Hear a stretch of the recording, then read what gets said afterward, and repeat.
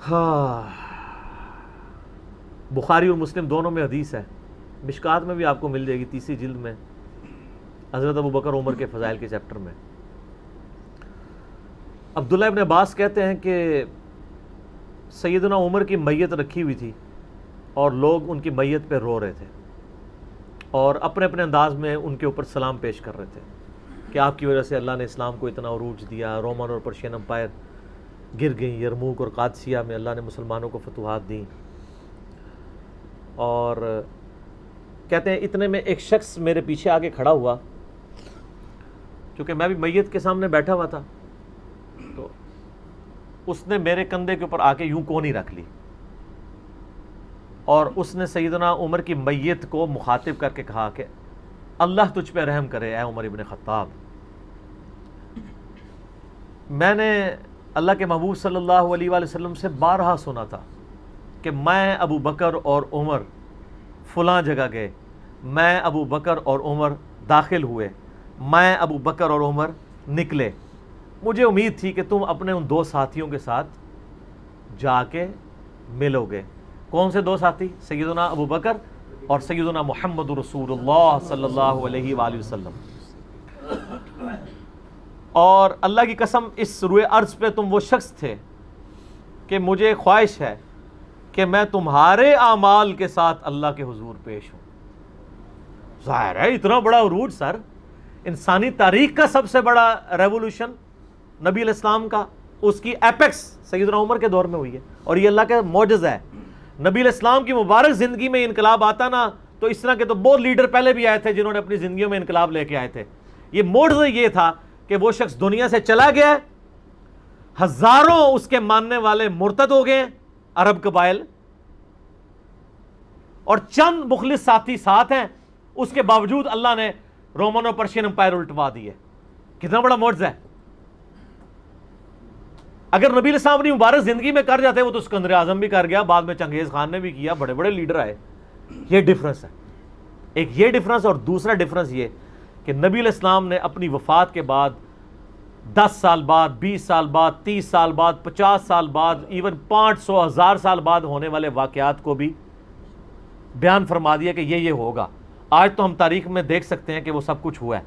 اگر آپ کو شوق ہو تو دلائل النبوہ امام بیہقی کی کتاب ہے، 3500 حدیث پہ، 5ویں صدی ہجری میں لکھی گئی ہے۔ اس میں 500 سال میں جو نبی علیہ السلام کی پروفیسیز پوری ہوئی ہیں نا، منوان اسی طریقے سے موجود ہیں۔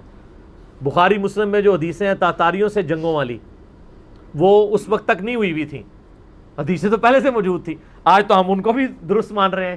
ٹھیک ہے، نبی علیہ السلام نے پریڈکشن کی تھی کہ ان قریب کیسر روم ختم ہوگا، قیامت تک کوئی کیسر نہیں ہوگا، بخاری مسلم کی حدیث ہے، اور دیکھ لیں قیامت تک کوئی کیسر نہیں ہوا۔ ان قریب پرشین امپائر ختم ہوگی اور قیامت تک کوئی کسرا نہیں ہوگا۔ آج دیکھ لیں 1400 سال ہو گئے ہیں سر۔ یہ اسی طریقے سے ہے کہ میں کہوں کہ ان قریب امریکہ اور رشیا ختم ہو جائیں گے ود ان فیو ایئرز، اور قیامت تک کبھی ان کو پاورز نہیں ملیں گی جو کہ ابھی پاور ہیں اور جن کی صدیوں سے چل رہی ہیں، اور وہ پھر پاور بھی ان لوگوں کے ہاتھوں ہوئی ہیں کہ جن کے پاس اسلحہ بھی نہیں تھا ان کے ساتھ لڑنے کے لیے، مین پاور بھی نہیں تھی ان کے لیول کی، الٹوا دی اللہ تعالیٰ نے۔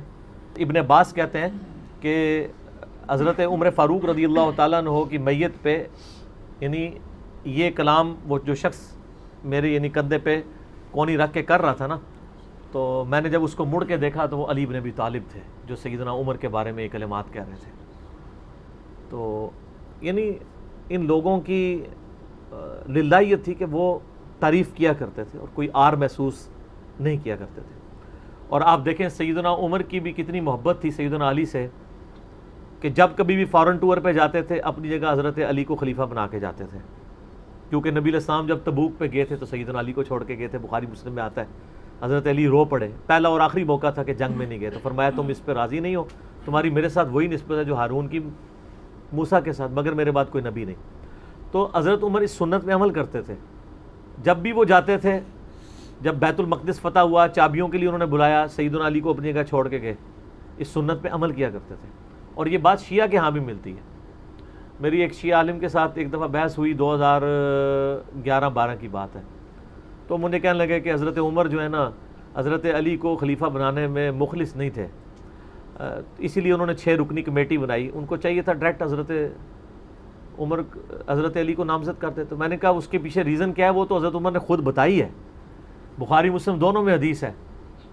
ابن عمر کہتے ہیں جب حضرت عمر کو زخم لگا اور اب ہمیں یقین ہو گیا کہ وہ جانور نہیں ہوں گے, کھاتے تھے تو انتڑیاں کٹ چکی تھی, یہیں سے وہ سب کچھ نکل جاتا تھا, تو ہم نے عرض کیا کہ اپنا خلیفہ کسی کو نامزد کر دیں. تو انہوں نے کہا اگر میں اپنا خلیفہ کسی کو نامزد کرتا ہوں تو میں اس کی سنت پہ عمل کرتا ہوں جو مجھ سے بہتر ہے, ابو بکر, اور اگر میں نہیں کرتا تو میں اس کی سنت پہ عمل کروں گا جو ان سے بھی بہتر ہے, یعنی رسول اللہ صلی اللہ علیہ وسلم. ابن عمر کہتے ہیں جب میں نے حضرت عمر کی یہ بات سنی نا تو مجھے سمجھ آ گئی کہ اب حضرت عمر کسی کو نہیں بنائیں گے, کیونکہ وہ ہمیشہ ہر معاملے میں نبی الاسلام کی سنت کو پرائورٹی دیتے تھے. اور وہی ہوا کہ انہوں نے کہا کہ میں 6 رکنی کمیٹی بنا رہا ہوں, بخاری کے اور مسلم کے الفاظ ہیں کہ میں اپنے بعد اس امر خلافت میں ان 6 بندوں سے زیادہ کسی کو اہل نہیں سمجھتا جن سے رسول اللہ صلی اللہ علیہ وآلہ وسلم اپنی وفات تک راضی رہے. اور فرمایا علی, عثمان, طلحہ, زبیر, عبد الرحمن بن عوف, سعد ابن ابی وقاص. اچھا یہ کون ہے؟ عشرہ مبشرہ ہیں. عشرہ مبشرہ میں سے یہ 6 بندے باقی تھے اور ایک 7واں بھی تھا, اس کا نام اس لیے لیا کہ ان کا بہنوئی تھا, سعید ابن زید. وہ تو معاویہ کے دور میں جا کے فوت ہوئے ہیں نا, سعید ابن زید تو بہت بعد میں فوت ہوئے ہیں.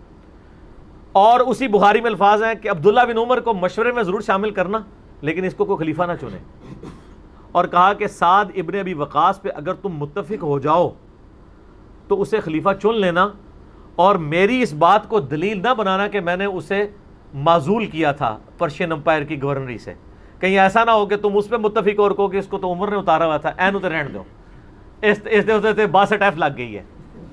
یہ 62 ہے ہی جعلی چیز ہے, اسلام میں کوئی 62 نہیں ہے. اسلام میں یہ نہیں ہے کہ آپ کو مطلب موت کے غرغرے تک توبہ قبول ہے, آپ ایک بندے کے ساتھ معاملہ ہو جاتا ہے اور وہ توبہ طائب ہو جاتا ہے تو بس ٹھیک ہے, وہ تا حیات نائل کوئی نہیں ہوتا. اسلام میں کوئی تا حیات نہیں ہے. اللہ تعالیٰ کے ساتھ گستاخی کرنے والے کے لیے بھی جامع ترمذی میں حدیث ہے کہ موت کے غرغرے تک جو ہے وہ توبہ کا دروازہ کھلا ہوا ہے, موت کے غرغرے سے پہلے. تو 62 نہ لگا دینا اس پہ. وہ ایک معاملہ تھا, وہ حضرت عمر کسی کو 4 سال سے زیادہ گورنر رہنے نہیں دیتے تھے تو انہوں نے ان کو ہٹا دیا تھا. تو یعنی ان لوگوں کی یہ للائیت ہوا کرتی تھی. تو میں نے اس کو کہا کہ دیکھو کہ یہ وجہ تھی کہ انہوں نے نبی الاسلام کی سنت پہ عمل کیا کہ میں ان 6 بندوں سے نبی الاسلام راضی تھے, میں اس کمیٹی بناؤں گا, میں, اور اس میں الفاظ ہیں بخاری مسلم میں کہ میں زندگی بھر تمہارا بوجھ اٹھاتا رہا, اپنے مرنے کے بعد تمہارا بوجھ نہیں اٹھاؤں گا, تم خود اپنا خلیفہ چن لینا ان 6 میں سے, یعنی میں کسی کو نامینیٹ نہیں کروں گا. دوسرا میں نے اس شیعہ عالم سے یہ بات کی کہ حضرت عمر اتنے بڑے رسک کے اوپر تھے کہ جس نے پوری دنیا کو الٹ دیا ہے اور وہ چند بندے لے کے رومن اور پرشین امپائر کا وزٹ کر رہا ہے, کوئی بھی قافلہ ان پہ حملہ کر کے ان کو شہید کر سکتا تھا, اور اگر خدا نہ خواستہ اس دوران وہ شہید ہو جاتے تو حضرت علی آٹومیٹکلی خلیفہ ہوتے کیونکہ ان کو چھوڑ کے گئے ہوئے تھے.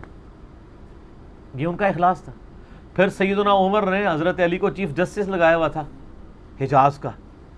چیف جسٹس آج کل نہیں سنبھالا جا رہا, اور اس زمانے میں جب اسلام کا دورہ ہو, عدل کا نظام ہو, اور تینوں جو زہد کے امام تھے نا حضرت عمر نے ان کو چیف جسٹس لگایا تھا. رومن امپائر گری, اصحاب صفہ میں سے ابو درداء کو لگایا, سب سے غریب ترین صحابی, یہ ان کا کرائٹیریا تھا. ابو سفیان, بڑے بڑے لوگ جو اینڈ پہ مسلمان ہوئے, یہ لائنیں بنا کے کھڑے رہتے تھے. حضرت عمر ان کو نہیں ملتے تھے جب تک باقیوں سے فارغ نہ ہو جائیں. وہ کہتے تھے ہم سردار, ان کا نہیں, تم اسلام میں بعد میں آئے ہو. اور وہ مہاجرین کے وظیفے اور اصحاب بدر کے وظیفے انہوں نے باقیوں سے ڈبل لگائے ہوئے تھے کہ انہوں نے برے وقت میں اسلام کا ساتھ دیا. اور پرشین امپائر گری, عبداللہ ابن مسعود, زہد ترین صحابی, زہد کے امام, ان کو وہاں پہ چیف جسٹس لگایا, اور حجاز کے اندر سیدنا علی کو لگایا. اور اس سے بھی بڑھ کے سیدنا علی ابن ابی طالب کی ایک بیٹی ہے ام کلثوم, سیدہ فاطمہ سے ان کا رشتہ مانگا سیدنا عمر کہ میرا اہل بیت رسول کے ساتھ رشتہ بن جائے. صحیح بخاری میں بھی اس کا ذکر اشارتاً موجود ہے ام کلثوم کا. شیعہ اور سنی دونوں کے ہاں ان کی کتابیں تو مانتی ہیں, بابیں نہ مانے تو علیحدہ بات ہے. کتابوں میں موجود ہے کہ سیدنا عمر فاروق کی بیوی تھی ام کلثوم, اور سلام اللہ علیہا, اس کی وجہ سے یعنی انہوں نے ایک فخر محسوس کیا کہ میرا اہل بیت کے ساتھ ایک رشتہ داری والا معاملہ ہو جائے. تو سیدنا عمر اس طرح کے معاملات کے اندر اہل بیت کے ساتھ بہت حسن سلوک والا معاملہ کیا کرتے تھے. اگرچہ ان کی طبیعت میں سختی ضرور تھی، لیکن جو دین کے معاملے میں تھی وہ ساری سختی اپنی ذات کے معاملے میں نہیں ہوا کرتی تھی. صحیح مسلم میں ایک حدیث ہے، اسی پہ میں کنکلوڈ کرتا ہوں کہ سیدنا عمر نے ایک خواب دیکھا کہ مجھے ایک مرغے نے خواب میں ٹھونگے ماری ہیں. تو انہوں نے پھر اگلے دن خطبہ دیا. انہوں نے کہا کہ میں نے خواب میں دیکھا ہے کہ اس طرح مجھے ایک مرغ نے چونچے ماری ہیں خواب کے اندر. میں نے اس کی تعبیر یہ کی ہے کہ عنقریب مجھے قتل کر دیا جائے گا، اور اگر بائی چانس اچانک میں مار دیا جاؤں، یہ تو کسی کو نہیں پتا تھا کہ وہ ایک تقریباً 3-4 دن تک زخمی حالت میں ہوش میں رہیں گے. اچانک بھی تو مار سکتے تھے اگر گردن اتر جاتی. اگر میں اچانک مار دیا جاؤں تو تم اس امر خلافت کو ان 6 بندوں سے باہر نہ جانے دینا. صحیح مسلم میں ان 6 بندوں کے نام نہیں ہیں، لیکن بخاری میں وہ نام بھی ہیں، سیدنا علی، عثمان، طلحہ، زبیر، عبد الرحمن بن عوف اور سعد ابن ابی وقاص. اور انہوں نے کنسنسس کے ساتھ پھر بعد میں سیدنا علی اور عثمان ہی بچ گئے تھے، ان میں ٹائی پڑ گئی تھی تو الٹیمیٹلی پھر حضرت عثمان کو چن لیا گیا. تو اگر میں اچانک مار دیا جاؤں تو ان 6 بندوں سے باہر کسی کو خلیفہ نہ چننا، اور مجھے پتہ ہے کہ جب تم ان 6 بندوں میں سے کسی کو خلیفہ چنو گے تو کچھ لوگ تمہاری مخالفت کریں گے، اور یہ وہی لوگ ہیں جن کو میں نے اسلام کی خاطر اپنے ہاتھوں سے مارا ہوا ہے. یعنی وہ لوگ جو بالکل اینڈ پہ مسلمان ہوئے ہیں، جن سے ہم نے غزوہ بدر، خندق، احد لڑی ہوئی ہے. اب یہ اینڈ پہ مسلمان ہوئے ہیں، چونکہ وہاں پہ بھی انہوں نے حکمرانی دیکھی ہوئی ہے، تو یہاں پہ بھی ان کی خواہش یہ ہوگی کہ ان میں سے کسی کو خلیفہ چنا جائے. تو جب تم دیکھو کہ ایسے لوگ اس خلافت کے دشمن ہیں، ان 6 میں سے کسی بندے کی خلافت کے مخالفت کر رہے ہیں، تو تم سمجھ لینا کہ یہ لوگ اللہ کے دشمن، اور دوسرے الفاظ تو بڑے سخت ہیں، کافر ہیں. اب اس کی انجینئرنگ میں نہیں کرتا، وہ پھر کسی اور طرف بات چلی جائے گی. آپ میرا ریسرچ پیپر واقعہ کربلا کا حقیقی پس منظر 72 صحیح الاسناد احادیث کی روشنی میں، جس میں میں نے 200 روایتیں اکثر بخاری مسلم سے پیش کی ہیں، اس کے سٹارٹ میں نے حدیث لکھ کے پھر لکھا ہے کہ اب آئندہ صفحات میں آپ کو پتہ چلے گا کہ سیدنا عمر اسلام کا دشمن کن لوگوں کو سمجھتے تھے.